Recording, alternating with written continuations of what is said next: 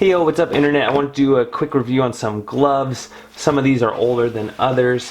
Here are my old racing gloves. I use these for a couple of different road racing things, and I really love these gloves, the Alpinestars GP Plus. I like that the pinky and the index finger are connected. When I did the big crash I had that actually broke my finger. I don't know if you can see that, but like this finger is more messed up than this one.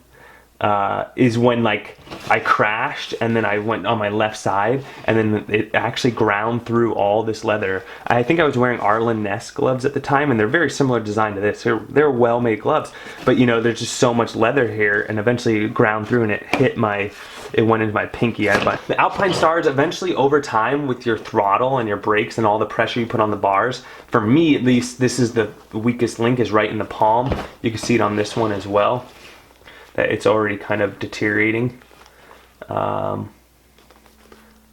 It's deteriorating here. I have to say the fit is amazing on these gloves though. They fit really well, and they're actually very thin leather on the inside, so you still get a good feel. And that to me was really important, that, you know, I still have a lot of movement in here.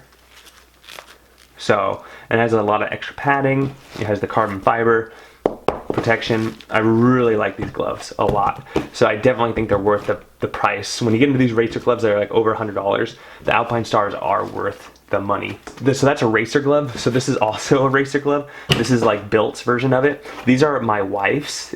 She's never been down in them, but she wears them when she rides on the back of my bike. And I mean, they're okay, but these only probably have like 20 hours worth of use. And she takes really good care of her stuff. But you can see that like the Velcro is just maybe not that great. The leather is just way thinner. It's super thin leather compared to something like this. But it does have the little protectors and things. I mean, for a passenger, good gloves. If I was racing, I would never wear these gloves in my life. But these are over 100. I think we paid like $20 or $30 for these.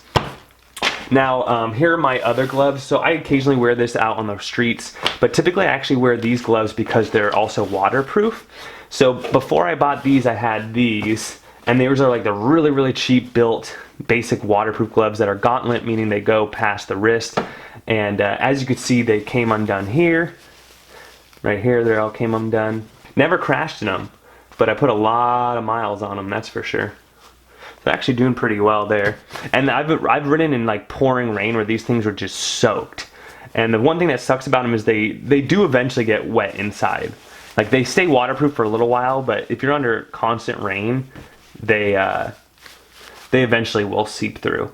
So there's another rip there. Price, I think I paid like $10 for them, but you can see like the seams are coming undone, the stitching here is coming undone. They're very poorly made gloves, but they're actually fairly warm, which I liked. They have like some insulation in them, and then they're waterproof, which was nice.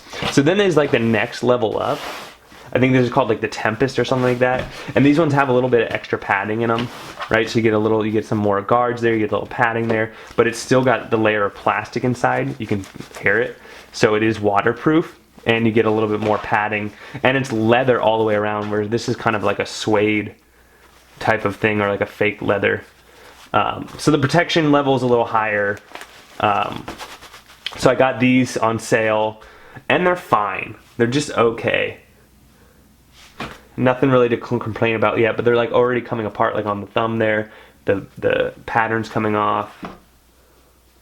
Oh, see, look, they actually, I don't know if you can see that, the stitch is opening right here.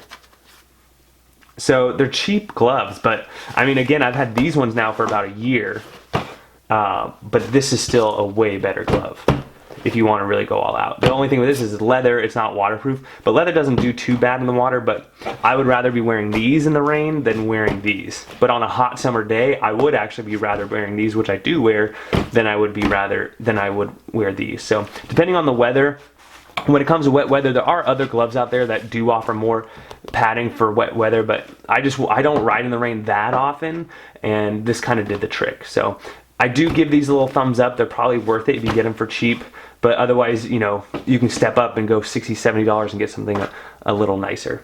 If you like this video, please like and subscribe, and until next time.